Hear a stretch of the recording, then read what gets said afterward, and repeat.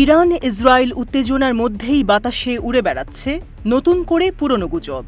বলা হচ্ছে ইরান পারমাণবিক অস্ত্র তৈরি করতে পারে। কয়েকদিন আগে রয়টার্স এবং অন্যান্য আন্তর্জাতিক গণমাধ্যম ইসলামিক বিপ্লবী গার্ড কর্পস বা আইআরজিসি এর একজন সিনিয়র কমান্ডারের বরাত দিয়ে জানিয়েছিল, ইসরায়েলের হুমকির পরে ইরান পারমাণবিক অস্ত্র নিয়ে তাদের সিদ্ধান্ত পর্যালোচনা করতে পারে। আমেরিকা যুক্তরাজ্য এবং ইসরায়েলের আশঙ্কা, ইরান পারমাণবিক অস্ত্র তৈরি করতে পারে। তবে ভুলে গেলে চলবে না, ইরানের পারমাণবিক বিষয়ক মতবাদ নিয়ে দেশটির সর্বোচ্চ ধর্মীয় নেতার একটি ফতোয়া আছে। এই ফতোয়া অনুযায়ী পারমাণবিক অস্ত্র তৈরি করা পাপ।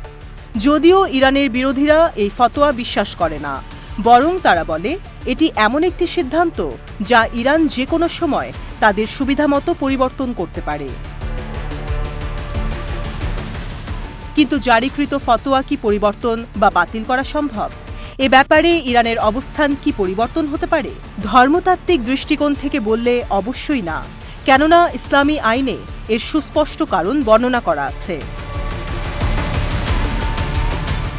ইরানিদের বিশ্বাস, পারমাণবিক অস্ত্র এবং এর ব্যবহারের ফলে সৃষ্ট বিকিরণ পরিবেশকে হুমকির মুখে ফেলে, যার ফলে ফসল ধ্বংস হয় এবং সাধারণ মানুষের মৃত্যু ঘটে।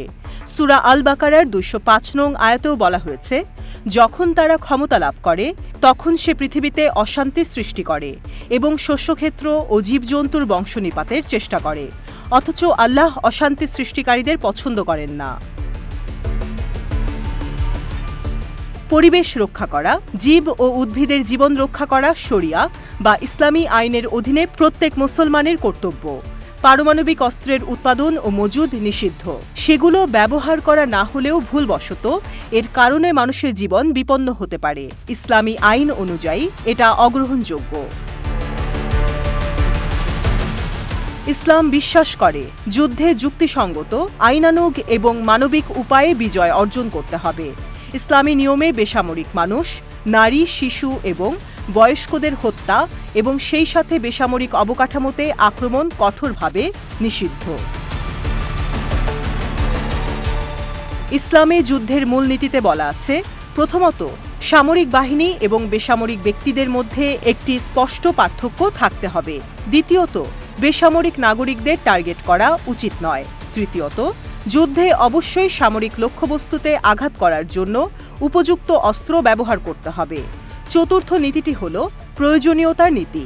পারমাণবিক অস্ত্রের উৎপাদন, মজুদ এবং ব্যবহার যুদ্ধের 4টি নীতিরই বিরোধিতা করে। অনেক হাদিসে এসেছে, প্রকৃতি এবং যারা নিজেদের রক্ষা করতে পারে না তাদের ক্ষতি করা নিষেধ। উদাহরণস্বরূপ, আলী ইবনে আবু তালিব বলেছেন, মহানবী সাল্লাল্লাহু আলাইহি ওয়াসাল্লাম পানিতে বিষাক্ত পদার্থ যোগ করতে নিষেধ করেছেন, এমনকি তার শত্রুর পানির উৎস হলেও, কারণ এটি বেসামরিক মানুষদের ক্ষতির কারণ হতে পারে। আর এসব কারণেই ইরানের সর্বোচ্চ নেতা গণবিধ্বংসী অস্ত্র উৎপাদন ও ব্যবহার নিষিদ্ধ করার সুনির্দিষ্ট সিদ্ধান্ত নিয়েছে। যদিও আমেরিকা, ইসরায়েল এবং ইউরোপীয় দেশগুলো তা ভালো করেই জানে, এরপরেও তারা বিভিন্নভাবে গুজব রটিয়ে ইরানের পারমাণবিক কার্যক্রমকে সমালোচনার মুখে ফেলার চেষ্টা চালিয়ে যাচ্ছে।